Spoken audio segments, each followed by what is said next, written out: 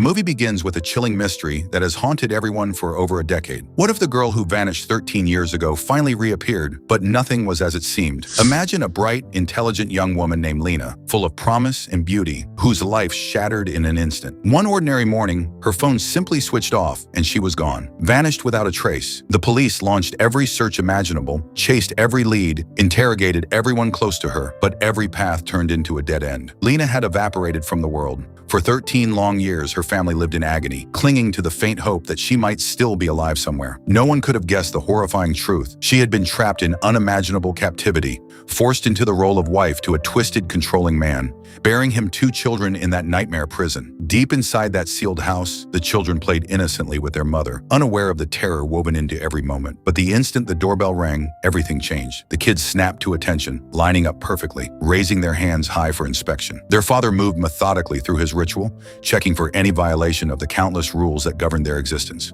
Satisfied they had obeyed, he rewarded them with small oatmeal bars, meager tokens of approval. Yet the mother stood trembling uncontrollably nearby, her fear so raw it radiated through the room.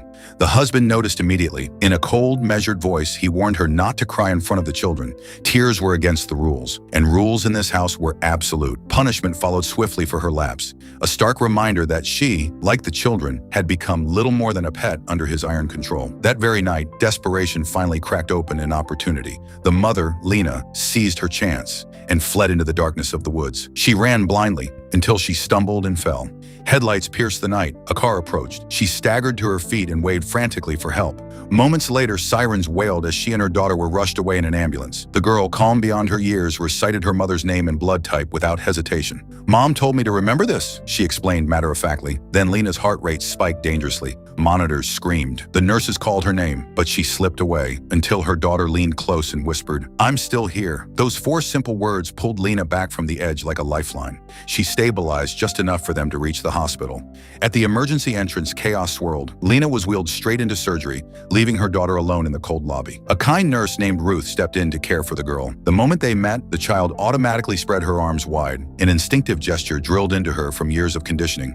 Ruth gently guided her to a waiting area, wrapping her in a warm sweater. As they talked, Ruth learned the girl's name was Hannah. Hannah spoke of the accident with eerie detachment. The driver who hit her mother had stayed to help until help arrived. Hannah felt no blame. After all, her mother was clumsy, always needing Hannah's assistance for even simple tasks. Ruth, growing uneasy, asked if her mother drank alcohol. Hannah shook her head firmly. "Mom only drinks water. The rules say 1.5 liters every day." The word rules hung heavy in the air. Ruth pressed gently. Did Hannah need help? The girl refused. "We have our own rules. They're very important. Mom sometimes forgets, so I remind her." What Hannah said next sent ice through Ruth's veins. Mom wanted to kill Dad. Ruth rushed to find police officer Ida, the lead on the accident, and relayed every disturbing detail. Ida tried to reach Hannah directly, but the girl remained guarded. Ruth returned with crayons and paper, hoping drawing would unlock more. It worked. Hannah sketched stick figures and calmly explained that her little brother was still at home, cleaning up the blood. She spoke of bloodstains as though they were an everyday chore. When Ruth asked for the address to rescue the boy, Hannah refused and drew 2 solid black rectangles, windows painted over, sealed forever. No light entered their world. They survived on an oxygen machine, drank only milk and water, ate only oatmeal. Lena herself was denied even milk. Ruth now understood the full horror. This family had been imprisoned for years in a windowless tomb, but the nightmare deepened in the operating room. During emergency surgery, Lena suffered a violent rejection reaction to the transfused blood. The doctors had used the wrong type. Ida stared in disbelief. Hannah had deliberately given false information about her mother's blood. Why? The psychologist arrived, and together they approached Hannah again. The girl immediately spread her hands once more. Ida mimicked the gesture to build trust. Hannah explained it was her father's rule. Open hands proved she hid nothing dangerous. Ruth pulled Ida aside and whispered the rest. The sealed house, the blood, the brother still inside, the rules that governed every breath. Hannah claimed she had never seen the outside world. A happy family doesn't need anyone else. Mom teaches us everything at home. When Ida asked about the events before the accident, Hannah abruptly turned away and shut down, lying face down on the table, eyes closed. The interview was over, for now. Just then, a call came through from Gerd, a veteran detective from the Major Crimes Unit. He had spotted Lena's name and description in the system and recognized the chilling parallels to an unsolved case. 13 years earlier, a young woman named Lena had vanished without warning. Gerd had never closed that file. It haunted him. Convinced this could be her, he contacted Lena's parents, David and Mary, delivering the news they had waited over a decade to hear. They raced to Aiken Hospital, hearts pounding with fragile hope. But when they saw the woman in the coma bed, blonde hair, familiar scars on her hands, something felt terribly wrong. David froze. Mary's face crumpled in confusion. This was not their daughter. The resemblance was uncanny yet unmistakable. Their hope shattered in seconds. David's grief erupted. He nearly broke down until Gerd arrived to steady him. Then they noticed Hannah. The little girl's face was an exact mirror of young Lena's in old photographs. The truth hit like lightning. Hannah had to be their granddaughter. The woman in the bed, whatever her real name, was almost certainly their missing daughter. Only DNA could confirm it now, but child protection protocols meant 8 agonizing hours of waiting for results. Gerd, tormented by 13 years of failure, could not bear the delay. He slipped into the coma patient's room alone, whispering urgently, begging her to tell him who she really was. Her husband's voice echoed in her mind, threatening death if she spoke. She jolted awake, clawing at the oxygen mask, terror in her eyes. Finally, she rasped one word, Lena. Then she collapsed again. Gerd refused to give up. He pressed the psychiatrist for faster answers. Meanwhile, Hannah casually mentioned she had met her grandfather once, David. She described a secret trip with her mother and grandfather in a beautiful garden. The psychologist cautioned that trauma could twist memories, blending reality with illusion. Gerd confronted David, asking if he had ever met the girl before. David exploded in fury, shoving Gerd aside and storming out, wounded by the implication that he could have kidnapped his own child. Yet doubt lingered in everyone's minds. If you discovered your own child had been held captive for 13 years, forced to live by insane rules and cleaning blood off the floor, how would you hold yourself together? Would rage consume you, or would hope keep you fighting? Drop your thoughts in the comments below. I read every single one. Back at the hospital, permission finally arrived. Ruth fitted Hannah with sunglasses to shield her light-sensitive eyes after years in darkness. The girl adapted astonishingly fast. She asked only one thing before being transferred to a secure psychological facility to see her mother one last time. While Ruth's back was turned, Hannah slipped to Lena's bedside, pressed a jagged piece of broken glass into her hand, leaned close and whispered, "Dad is always with Mom." No emotion crossed her face as she walked away. The moment the door shut, Lena's eyes snapped open. She had only pretended to sleep. She quickly concealed the glass shard, heart racing with fresh terror. Gerd returned, determined to break through her silence. He showed her a photograph of the real Lena, a future stolen away. He described her disappearance, endless pain for her parents who waited outside even now. He pleaded for the truth. Emotion flickered across her face. She began to speak, then froze as though an invisible hand clamped over her mouth. Agitation surged. She fainted once more. When she woke, gasping from nightmares, she demanded to know the date. 5 months, she murmured.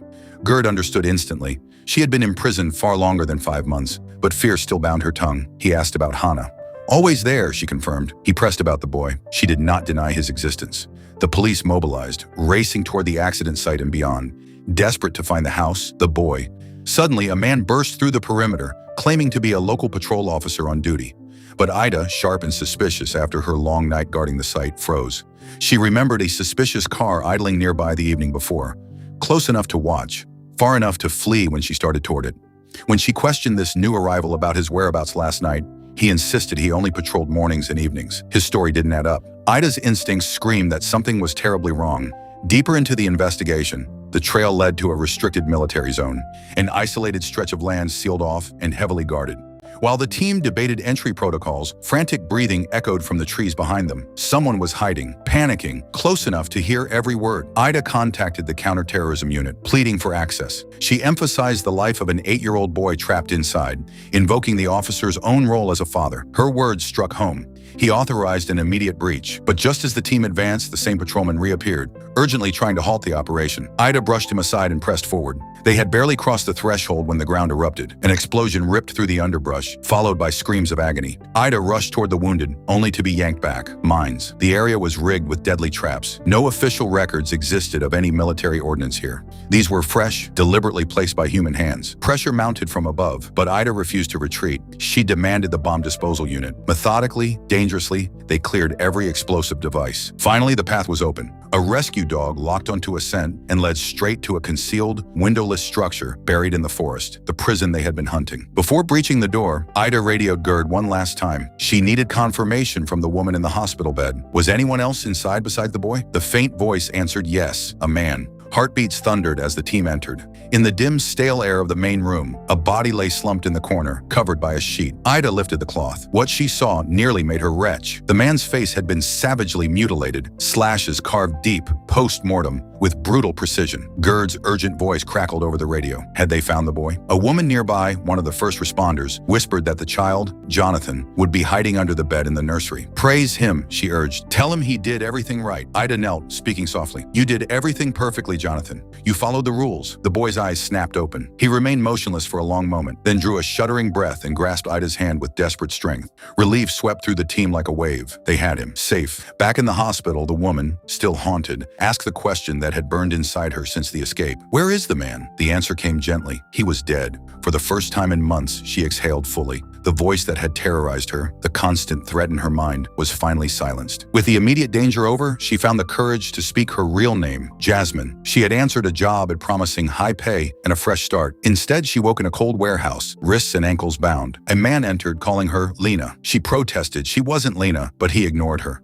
He placed a bottle of water and a container of blonde hair dye in front of her. "Dye your hair first," he ordered. "Then you drink." Jasmine resisted at first. He walked away. Thirst won. She complied quickly, hoping obedience would buy mercy. The moment her hair turned blonde, he returned with a red-hot wire and pressed it into her palm. Agony exploded. She blacked out. When she regained consciousness, the wound was neatly bandaged. His tenderness terrified her more than the cruelty. Then he recited the rules. Stand at the door with hands spread whenever he entered. Eat and use the bathroom only at designated times. Speak only when permitted. Obey without question. Jasmine felt sick. He seized her raised hand, snarling about not dirtying her dress. Pain surged again. She fainted once more. When she woke, 2 children stood before her, calling her mother. She recoiled. She had never been married, never had children. The man knelt gently. "These are your children. I am your husband. You are Lena." Horror crystallized. She was a replacement, a stand-in for a woman named Lena, whose children needed a mother. The real Lena's fate remained a gaping void. Days blurred into forced compliance. Jasmine resisted at first. Beatings followed. She whispered to Hannah for help. The girl leaned close. "Listen to him. There are cameras everywhere. No blind spots." Escape was impossible. Jasmine surrendered to the role. She became Lena in voice, in gesture, in every rule-bound moment. 5 months later, desperation ignited one final act.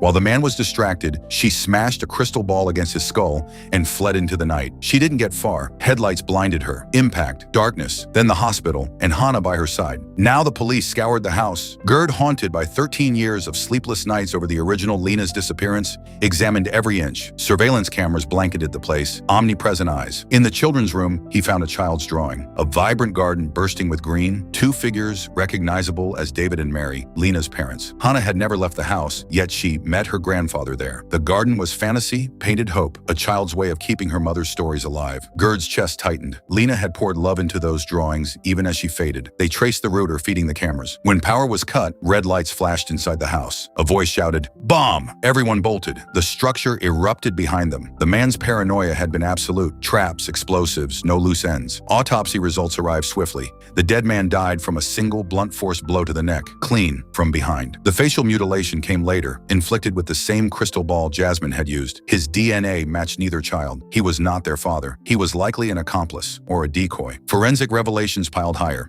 Genetic tests confirmed Hannah and Jonathan were both Lena's biological children, but they had different fathers. Shock rippled through the team. Then came the skull found in the nearby woods. Gerd braced for the worst. Lena. DNA said no. But 2 strands of Lena's hair clung to a hair tie on the remains. Another replacement. Dead 15 months earlier. Jasmine had been taken only 5 months ago. 10 months separated the victims. A pattern of abduction, impersonation, disposal. Gerd informed David and Mary. Their daughter's fate darkened further. If the killer kept replacing Lena, it meant the original was gone, preserved somewhere sacred to him. Photos of the reconstructed dead man's face were shown to David. No recognition. Rage followed. "Why haven't you questioned Jasmine? Why protect her when my daughter is still missing?" Gerd explained victim protocols. No interrogation yet. Jasmine, discharged, refused to return home with her father. She chose solitude in a small apartment. Police protection outside. Yet freedom felt hollow. She waited until after 6 to eat. The man's rules echoed relentlessly. Work at set times. Obey. She fought back, dyed her hair black, desperate to silence the voice. Then a knock. A neighbor delivered a bag from her father. Fruits, vegetables. Inside, blonde dye, oatmeal bars, the same meager rations from Captivity. A note in her mind. Scream and you die. The man was alive, close, watching. Another knock. Gerd. Jasmine hid the evidence, opened the door. He asked if her captor had always been the same man. Yes, definitely.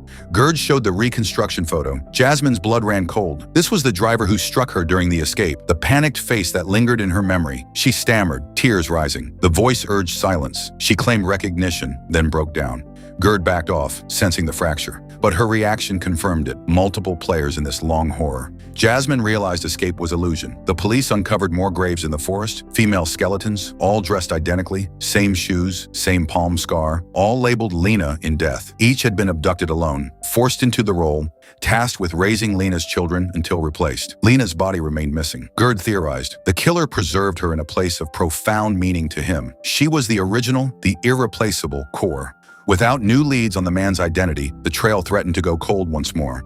The nightmare, it seemed, had only paused, not ended. The investigation took a sharp turn as Gerd pieced together the impossible timeline. The male body in the house wasn't the father of both children. DNA proved Hannah and Jonathan had different biological fathers. Hannah, now around 12 or 13, had likely been conceived before Lena's disappearance 13 years earlier. Jonathan's father had to be the true monster. Gerd hunted down every man Lena dated before she vanished, collecting DNA samples in a desperate race against time.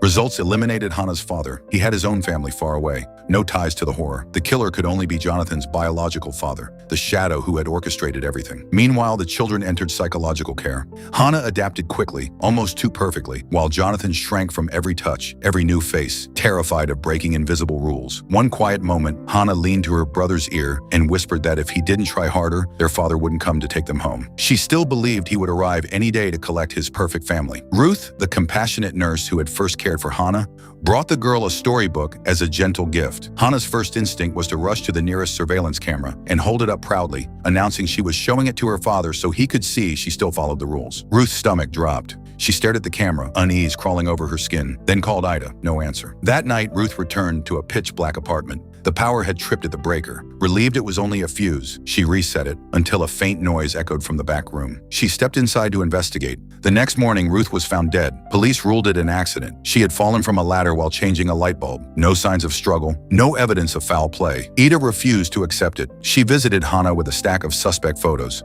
One by one, Hannah pointed calmly and declared each man, "My father," deliberately muddying the investigation with her serene lies. Gifts began appearing in impossible places. Hannah found her long-lost toy cat during a sunbathing session with David. Jonathan discovered the crystal ball, shattered during Jasmine's escape, hidden under his pillow. These were Christmas presents from their father, items the police had never recovered. The message was unmistakable. He was close, watching, waiting. Then Hannah's photo from the psychiatric facility splashed across newspaper front pages, captured from an angle only a surveillance camera could achieve. Security at the facility was airtight, yet the image existed. Ida's mind flashed to the patrolman who had appeared at the accident scene, the one who tried to block the search. He worked for a major security company with access to every camera in their network. His record included juvenile theft, stalking, and assault. When questioned, he remained eerily calm. DNA cleared him, but new evidence emerged. A burned car in the woods traced back to the mutilated body. The same man who struck Jasmine during her escape. He had recently returned from South Africa with his family. Innocent, a victim, which meant Jasmine had lied when she identified him, steering police away from the real killer, Jonathan's father. If you learned the person who kidnapped and tortured you for months was still alive, still watching your every move through hidden cameras in your own home, would you run, fight, or try to disappear completely? Tell me in the comments what you would do in Jasmine's shoes. I'm reading every reply. David, furious at the facility's failure to protect Hannah, brought her home. Jasmine, alone in her apartment, heard the manager mention her father had called looking for her. Panic surged. Not her real father, but him. She glanced up at the ceiling camera, knowing he saw everything. Defeated, she dyed her hair blonde again, slipping back into the role of Lena. Gerd visited, noticing the fresh dye under her towel. He excused himself to the bathroom and spotted the empty box in the trash. Scanning the room, he found the hidden camera nestled in the fire alarm. Heart pounding, he pretended ignorance and left. Outside, he sat in his car, realizing the killer had been inside their circle all along, monitoring police, victims, everyone. Jasmine, hearing the voice praise her obedience, dressed in her old captive clothes, stared into the mirror and whispered, "Lena." Hannah, now at David's, vanished in the night. David found her waving from a downstairs window, then gone again by morning. She reappeared in a truck loaded with screens, sitting beside the man who had built her world of rules. He showed her their new house, turned on Jasmine's feed, and smiled. Soon he would collect Jasmine and Jonathan. The family would be whole. Gerd lost Jasmine at the corner, but spotted the man opening a car door, the same face he had seen at the police station. The security company boss, Lorden. Memories collided. Ida dug into records. Lorden's grandfather matched old photos. His mother, vanished young, looked eerily like Lena. In 2002, Lena's family had hired that very company for home security. The last alarm triggered 13 years ago, the day Lena disappeared. Lorden had come to fix the system, seen Lena's resemblance to his lost mother, and snapped. He kidnapped her, imprisoned her, fathered Hannah, then Jonathan. Lena died in childbirth. Lorden kept replacing her, Jasmine the latest. In the car, Hannah cuffed Jasmine, but Jasmine asked why he spared her. He touched her stomach. She had been pregnant before escaping. Hannah wanted her too. That night, Jasmine struck, knocked Lorden out, freed the children. Hannah handed Jonathan the broken glass shard and told him to clean up and wait for father to wake. She chased after Jasmine. Lorden pursued. Jasmine fought back with the hidden glass, screaming she was not Lena, not pregnant. She won. Gerd arrived too late. Lorden bled out, whispering Lena was in the garden. Jasmine and Hannah stood on the beach, wind in their hair. Hannah removed her glasses, eyes finally meeting the sun after a decade in darkness. Lena's remains were found buried in the garden, her last gift to her parents. Hannah and Jonathan, now free to live as children should. The nightmare ended under open sky. Thanks for joining me through every twist of Dear Child on Great Animation Recaps. If these chills and reveals had you glued to the screen, smash that like button. It fuels more epic thriller breakdowns like this. Subscribe right now and hit the notification bell so you never miss the next heart-pounding recap. Drop your final thoughts in the comments. What shocked you most about Lorden's identity or Hannah's loyalty? Share this with friends who crave dark mysteries, and I'll see you in the next one. Stay safe out there. You never know who's watching.